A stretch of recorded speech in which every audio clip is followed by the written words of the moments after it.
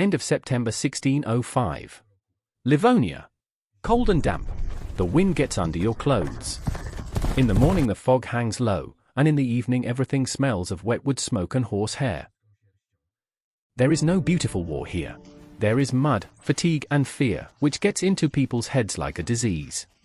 Everyone in this region knows that tomorrow you may have no home, no food, no escape route. That's why when they talk about Kircholm, they don't talk about the clash. They talk about the day someone was supposed to disappear. On one side comes the Swedish army. Lots of people, lots of order, lots of confidence. King Charles de Viente comes like a man who thinks the matter is already settled. He didn't come to fight to see if he would win.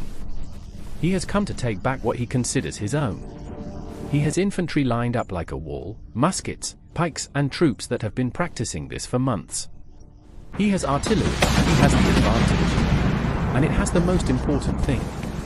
The belief that the smaller one has no right to win. On the other side is John Charles Chodkiewicz. Calm, focused, without theatrical gestures. He doesn't look like a man who wants to die nicely. He looks like someone planning a trap. And this is the first sign that this story will not be simple. Because Chodkiewicz does not plan to lose bravely. He plans to win, just not on his opponent's terms. To understand Kircholm, you must also understand Husaria. No legends, no wings as magic. The Hussars were not a group of madmen. It was the elite, and the elite comes with a price. These are the people who have to maintain the war horse. And this is not an ordinary farm horse. It is a selected, trained animal, fed better than most soldiers. The horse must not be afraid of the roar of muskets, the scream of smoke, the flash of steel and death nearby. And when the moment comes, this horse is supposed to charge, even though everything around him is screaming, he runs away. And the hussar? He's not a conscript soldier. He is a nobleman who pays for his fear and his honor. The estate pays for the armor, weapons, saddle and horse. And that is why in this formation there is no room for chance or for any quality. The hussar's lance is as long as a recipe for victory. You have one run. Forward, right in the middle. There is no blind charge here. There is training. Horse to smoke, rider to chaos, and the line to hit at one point. And that is why Chodkiewicz looks at the Swedes calmly. He knows there is a crack in their wall. You just have to find them. He has fewer people, but he has the territory, patience and a plan. Force the Swedes out of position until they make a mistake. First he feigns weakness. It lets them see what they want to see. Smaller, withdrawn, to be finished off. The Swedes are moving because they have to. An advantage only works if you use it. And then order begins to weigh on them.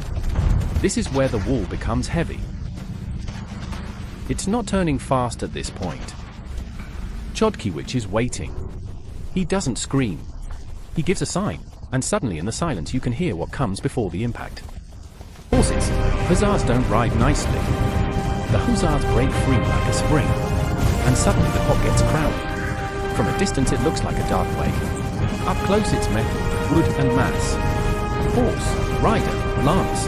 What? Swedes see this and at first think, impossible. And then they start charging. Too slow.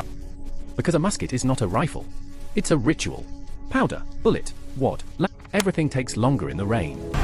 And then there is contact. The lance wood hits in spades. In people, and suddenly order ceases to exist. Courage doesn't win here. Physics wins here. The weight of the horse, the speed, the length of the horse and one moment of no return. The first line of the Swedes is breaking. He doesn't back down. It cracks like a board under pressure you don't understand. And then the curator releases the copy. Because the copy is for one hit. Now the second job begins. Saber and instinct. There are no pretty matchups at this point. There is a background, mud, smoke and people who bump into each other like crazy. And if you think it's over then no. Husaria can rally, turn, and strike a second time before the enemy catches its breath. Now imagine, you have a second to decide. And a wall of steel and screaming grows in front of you. And there is no turning back. In that second, when everything is mixed, the easiest way to die is not from a blow, but from panic. Because panic breaks the formation faster than a saber. The Swedes tried to hold the wall, but a wall only works if every person within it believes that the neighbor next to them will not break. And here they burst all at once. The pikes go sideways. Muskets have no place. Someone is tripping. Someone loses a gun in mud. You can't see the commander in the smoke and rain. You only see shapes. And suddenly a horse jumps out of these shapes, and on it is a man who has no time for questions. After the first strike, Hussars no longer thinks about the plan. All that matters now is the rhythm. Hit it, jump away, don't get caught by the pike. Don't stand still, because space is killing you right now. The saber goes from top to bottom, diagonally, from the side. These are not movie fights in the middle of the field. It's a crowded job, where the horse moves you a meter and suddenly you have strange eyes in your face. Someone is trying to grab the reins. Someone is banging with a gun. Someone is pulling a plate to dislodge the rider. And here you can see what all these years of training were for. The horse doesn't stop. The horse pushes.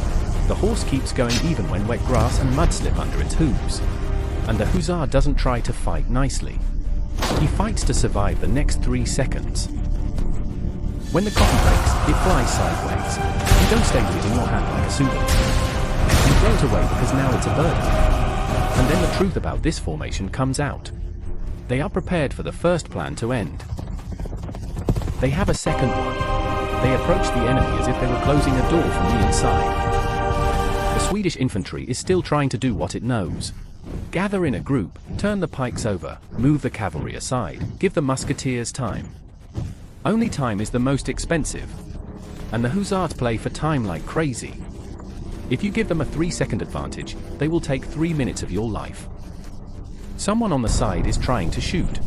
In this fog you don't even know whether the bullet hit a person or just stuck in a wet tree. And then you feel the same again. The ground begins to rumble. This is the worst sound for a walker because the pounding of hooves says one thing once again. Hussars do not charge like a firework in one go. Hussars can retreat, turn around, gather the rest of your breath and strike a second time before your opponent regains his balance. And therein lies its cruelty. He doesn't give you time to get back on track. And order is the only shield of the infantry. When order disappears, only man remains. And the man in the mud, in the rain, in the smoke, with a heavy pike, he is slower than a horse. And now imagine that you are in the Swedish front line. You see a forest of pikes in front of you. Behind you, you feel the recruitment of people who also have nowhere to escape. And in front there is something growing that is no longer a branch. This is mass. Wall of horse breasts, metal and wood, that comes towards you like a washboard. You have a second to decide, but the decision is a joke because there are no good decisions. You can stay and hold the pike and count that someone next to you won't betray you. You can try to jump away, but then the line breaks and everything breaks. You can try to shoot, but in this weather the land can go dark and your hands can shake so much that you won't hit anything. And then the most important thing in history happens. The moment when numerical superiority stops meaning anything. Because numbers only work in order. In chaos, numbers are just more people to trample. The Swedes are starting to retreat. First a step, then two, then suddenly it is no longer a retreat, but an escape that spreads like water after a broken wind. And now the question arises whether this is already a victory. Not really. Because victory on such a field is like fire on wet wood. It may go out if you don't keep it fueled. And Chodkiewicz knows perfectly well that the biggest mistake after a successful charge is to believe that everything is over. Right now you have to do something harder than punch. You have to maintain control over your own people.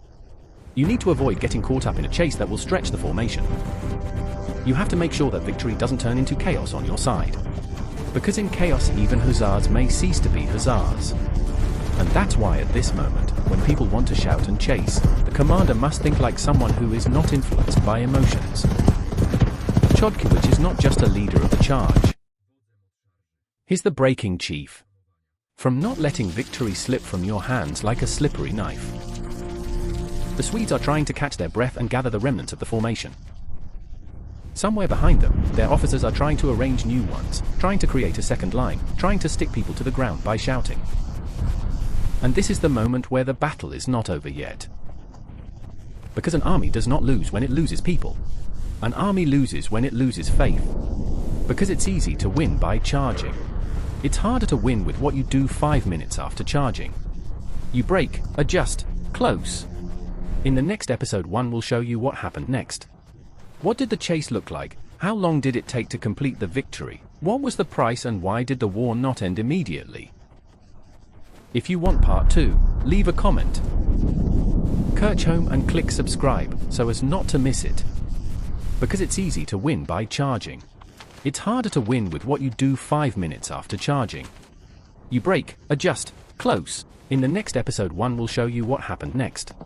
What did the chase look like? How long did it take to complete the victory? What was the price and why did the war not end immediately? If you want part 2, leave a comment Kircholm and click subscribe so as not to miss it.